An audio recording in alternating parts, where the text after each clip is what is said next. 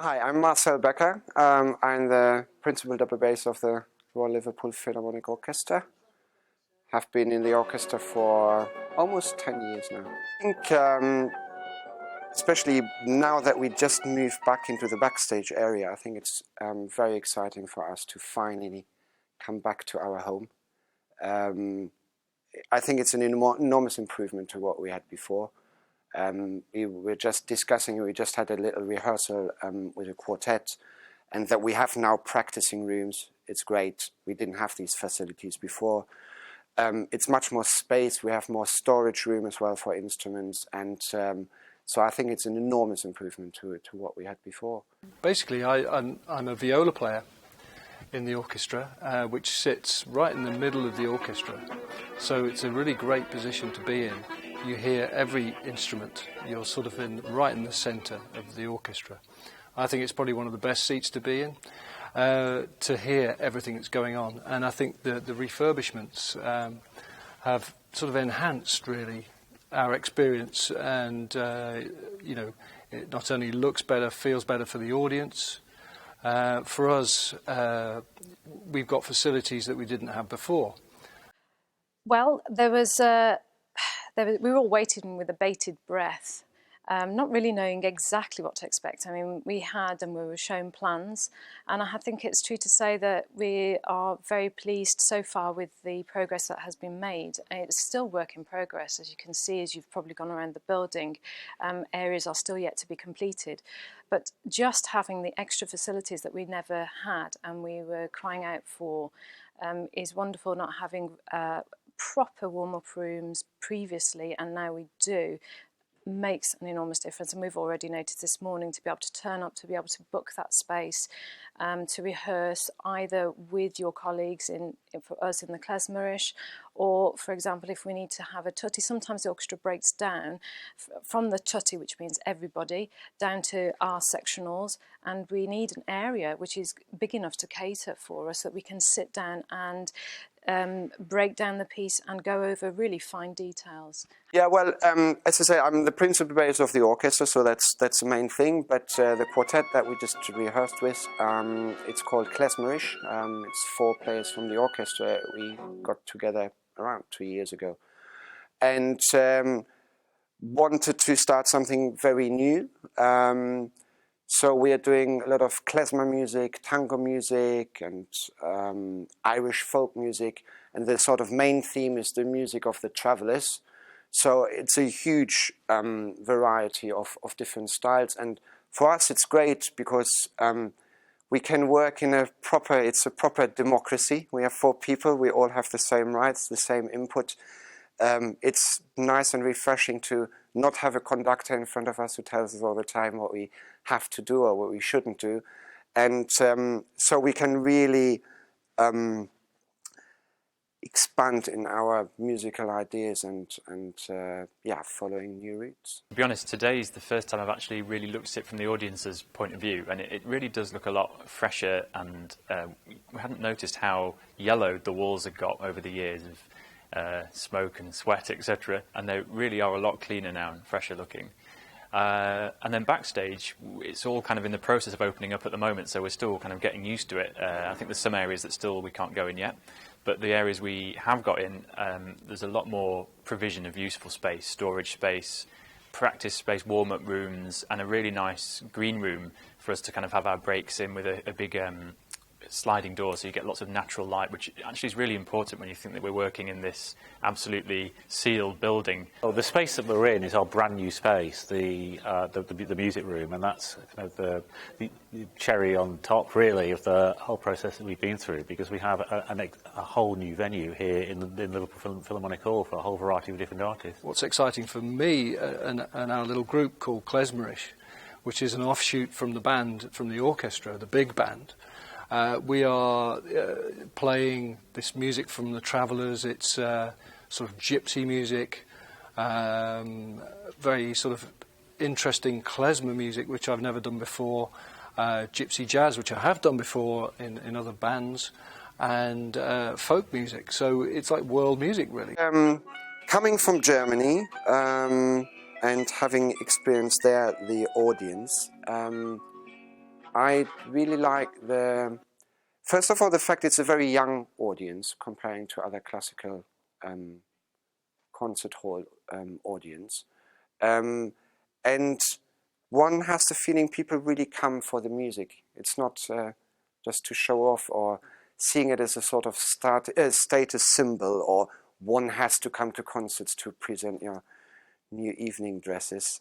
It's really people love the music, and we feel an enormous support from the community, from the people of Liverpool who support the orchestra, who support the hall. And people always, when I talk to, in my everyday life, to people, and they ask me, what are you doing? And you say, oh, you work for the Liverpool Phil, they get all really excited. And it's great. It's very nice to see that. I think the opportunities are just endless, really. The hall, I also anyway already feel that it's quite an intimate space. The audience feels like they are really involved in what we're doing. They're not very far away.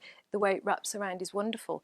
However, for the smaller concerts that we used to have, the lunchtime recitals especially, when we have a smaller group, it sometimes felt like there was something missing. We needed a smaller space where we could communicate in the same way, even better, with the audience. And you know, our education program is really huge. We stretch out our sort of tentacles, if you like, you know, musical tentacles, go all over schools and other institutions like old people's homes and all kinds of things. You know, we cover a lot, and we're trying to encourage young people. I noticed there's a lot of Chinese people around here, supermarkets and things. Students are coming in, and I saw quite a few people like that in concerts. I found that really encouraging. You know, all people enjoying this space.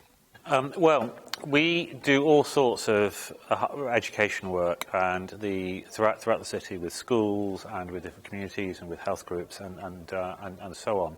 And so things like our youth choir and our youth orchestra are very long-standing. More recently, the In Harmony project, which we do with young people up in Everton, which is a hugely successful project and life-changing for the young people involved.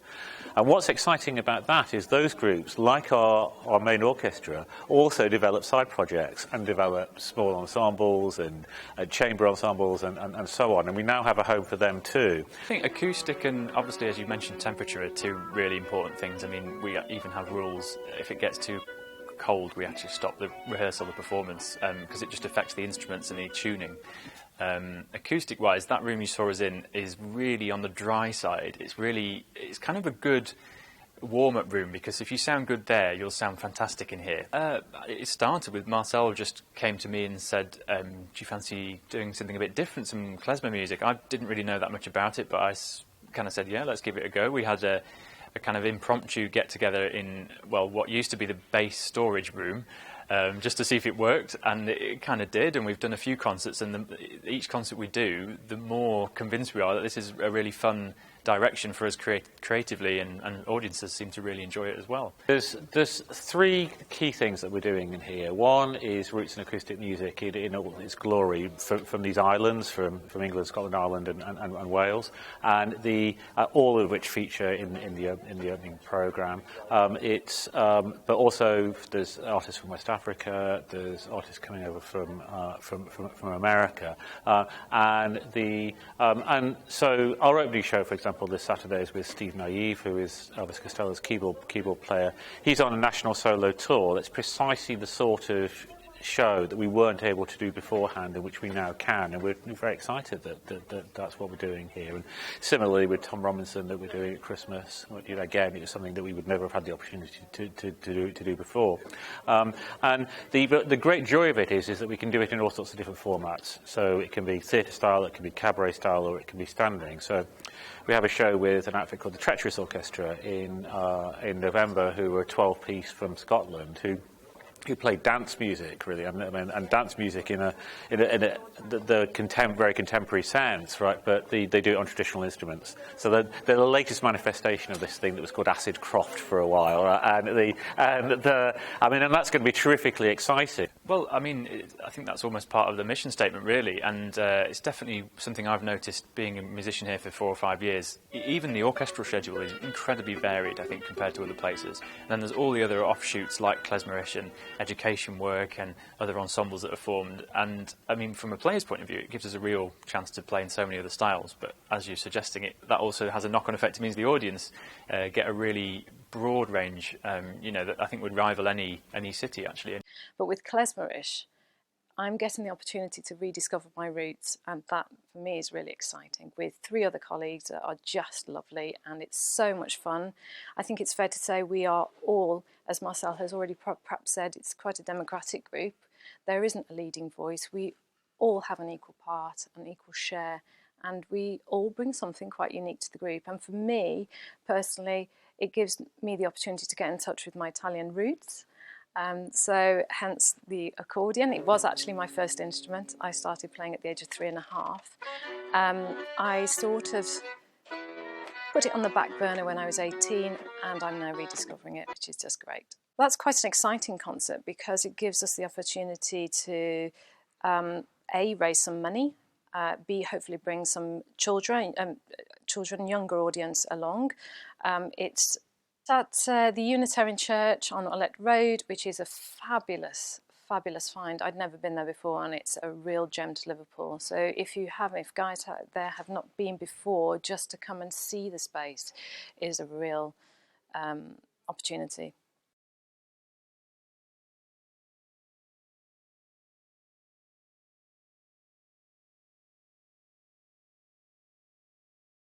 Hi guys, thanks for having us.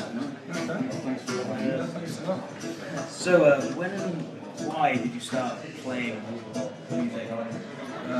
Natural interest for me, because I started playing piano when I was about 2 or 3, and then guitar when I was about 6 or 7. And it was just always in the family, always in the blood, sort of thing. So we just continued to play since then. A lot of different influences, obviously musical dad, musical family, we've all sung. In my case, my dad played mandolin. I got a mouth organ when I was 6 or 7. I actually came second in the talent contest in Setland Park when I was 9 years old playing. After that, I got a great interest in piano accordion. I studied that formally between the ages of 12 and 15, which is more years ago now than I think. And then I started playing guitar after that, and so I now end up playing a few string instruments and still play piano accordion.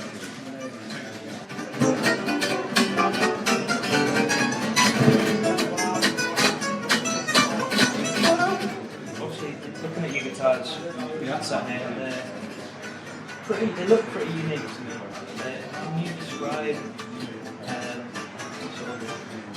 what they mean to you and what they are? They kind of mean everything, but I suppose today. But this one is played by Dave Hodson, who sadly is no longer with us. It's had some good use, obviously, but he made this for me in Loughborough a few years ago. And he was a really good guy, and he passed away about 5 years ago, I think. But that one is a replica of a Grand Bouche Selma style D-hole. And it's been a fantastic guitar. And I'll let you talk about yours. Mine's hand built by John Lavoy, who hails from Lincolnshire. And that is the McAferry B model called the T-Push. They were made originally in the Selma workshops under the direction of McAferry, who sort of left Selma after about 2 years of working with them, and Selma continued manufacturing those. The original guitars, both those models, were around 1936 in that era. There are many small luthiers now making that style of guitar, because this type of music is very popular. Like these ones, yeah. See, well, to me they look like classical guitars. They're steel string. Does that give you a particular sound, do you think? Well, they were originally made as a classical guitar, that's actually, yeah. They were adopted basically for this style of music. I mean, I tend to use Argentine strings with this, which is more traditional for this type of guitar, and it gives you a bit more attack. But to be honest, they're very thin top, and very little lacquer or very little varnish on to give it more resonance. So yeah, it's a proper like a drum. So yeah, they're really effective for this style of music.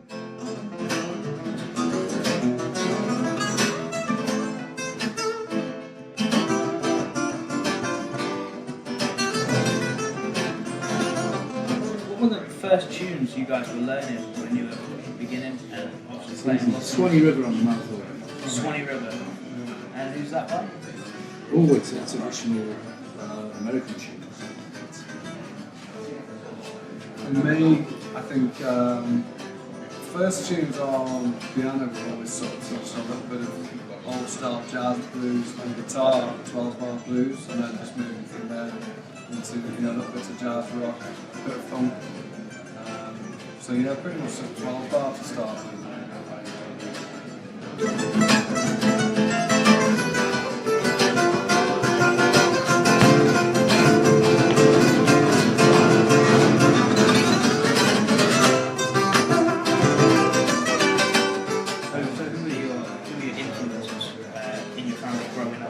Well, my uncle, who's a fantastic pianist, mostly classical, not an old style jazz. So a lot of the old classics. So I was always surrounded by that, surrounded by jazz as well from my dad's side. Yeah, as I say, I started off on mouth organ. My father played mandolin, so I started playing that. Having studied piano accordion formally, it was a very formal situation I was in, so I was reading music and doing half an hour and I was picking the guitar an hour afterwards and just messing around and playing that. So in the end the guitar became my main instrument.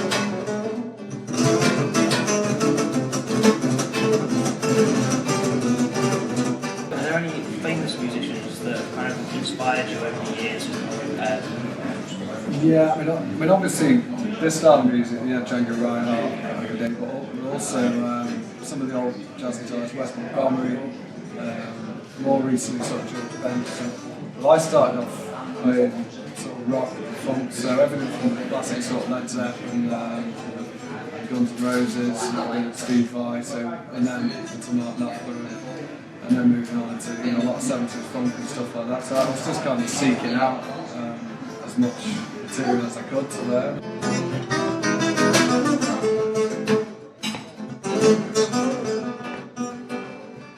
Well, across the genres, Martin Taylor, of course, very nice player. Barney Kessel, Paco de Lucia, and from the folk genre, I like John Renwick. He's a nice player.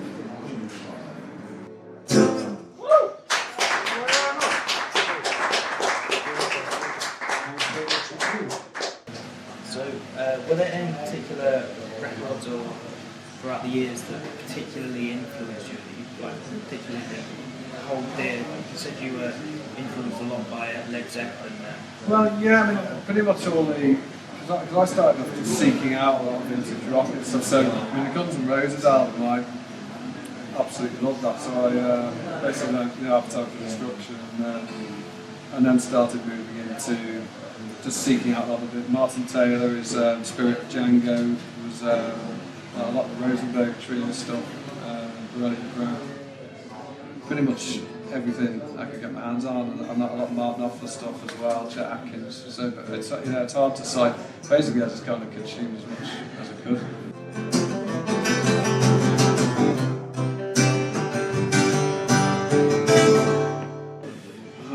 I like a lot of 20s, early jazz, early traditional style jazz.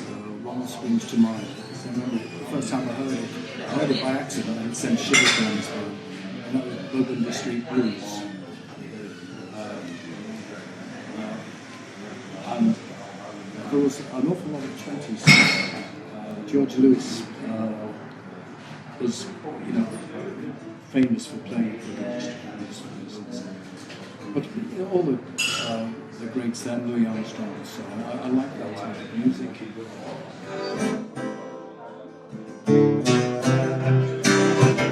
So I don't just stick to jazz, anything that was great. The first time I heard Bohemian Rhapsody, it's absolutely tremendous and and again, I could talk for an hour on just the stuff that's sort of hit me between the eyes the first time.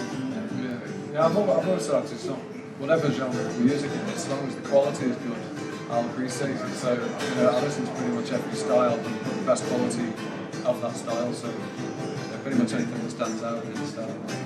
Great.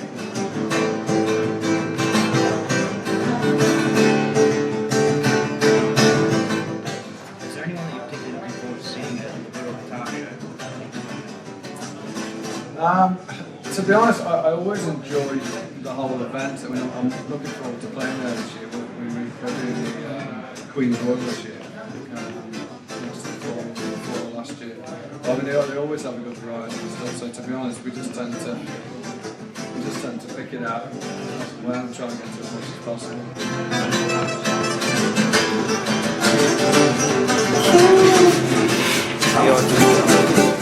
Well, just to wrap up, obviously we've got the World International Guitar Festival coming up. What else is there in the future? Every Thursday at the Baltic Fleet here, for the foreseeable. So 8:30 start every Thursday in a shameless plug. We've got the guitar festival there. We do some independently as well. So I'm up at a gin festival in Newcastle. We've got we do some Blackburn House occasionally with another band. And we've got a good one tomorrow in the Everyman. Yeah, the Everyman Theatre. They have a play on there, which is, as I understand, it's about Django Reinhardt. So we're booked to play in the bar there. Yeah, they've cast Django Reinhardt as the main character in the office, and so we're playing in the straight after the show, basically to present the music of Django Reinhardt as a continuation of the show. So that should be a good one. And I've got a 7-piece jazz band over in Parkgate every Tuesday as well, at the Boathouse Parkgate, on the way. Well, Django, thank you very much for having us. Thanks very much. Thank you very much indeed. Cheers, thanks. Look forward to the show.